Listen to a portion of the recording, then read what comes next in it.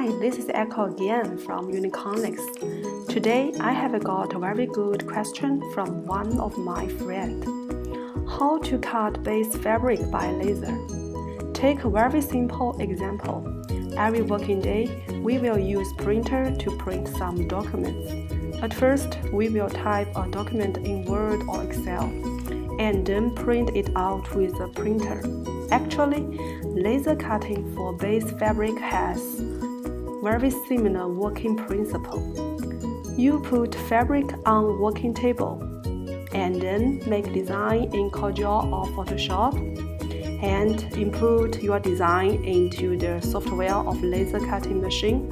Finally, you can get a very good cutting quality by all kinds of design that you want.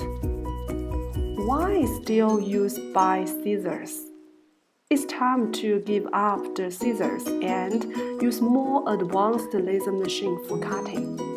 Come on, right now. See you next time. Bye.